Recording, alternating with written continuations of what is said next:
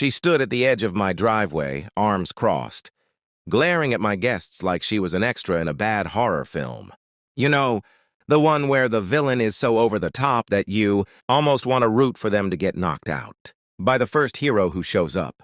Her name was Linda Driscoll, HOA president, and full-time queen of her self-imposed kingdom, Pine Meadows. She had that look on her face, the one that said, "I'm about to ruin your entire day with a petty complaint you didn't see coming." She was holding a clipboard like it was a magic wand, ready to cast the curse of violations on anyone within her reach. Her white sneakers squeaked against my driveway as she marched up, looking like she was on a mission from a higher power, probably from Pinterest, because her pastel cardigan screamed, "I'm here to organize your life." Without a greeting, she shot a glance at my friends, who had parked in front of my house for my weekend barbecue. "You know," she began, voice dripping with sarcasm, "you're not allowed to park in front of the house for more than 2 hours. It's in the HOA guidelines." She emphasized the word guidelines like it was a golden rule handed down by ancient prophets.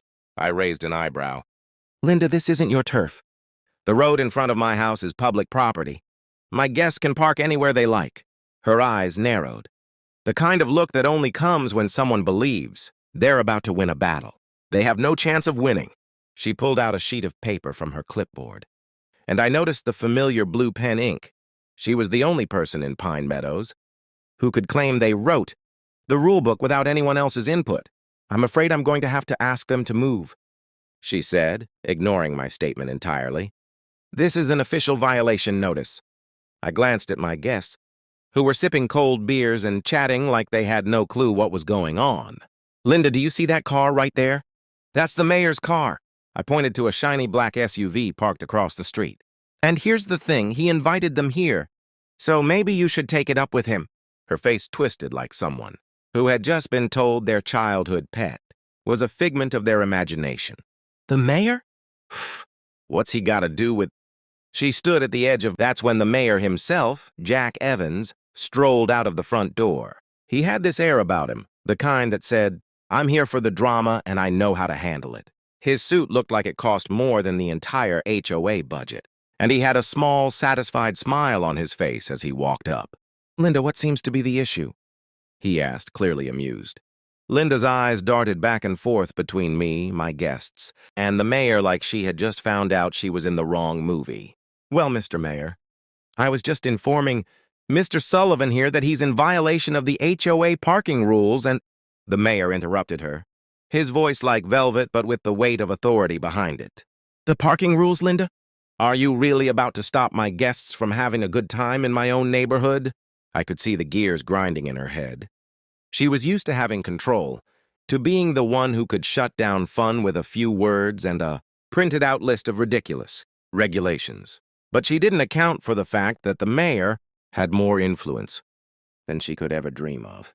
I didn't realize, Mr. Mayor," she stammered. "But these guidelines—" "Guidelines?" The mayor shook his head. "Linda, we've been over this. We're not living in a dictatorship. These people are neighbors, not criminals." He turned to me with a grin.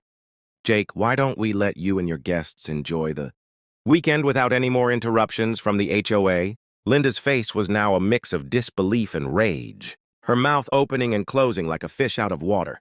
She finally mumbled something about consulting the board, but before she could finish her sentence, the mayor waved her off like she was a pesky fly.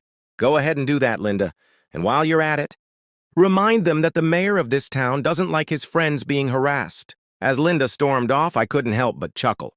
My guests exchanged amused glances, clearly enjoying the show. And to make matters worse for Linda, she didn't notice the camera that had caught the entire confrontation. Turns out one of my friends had been live streaming the whole thing.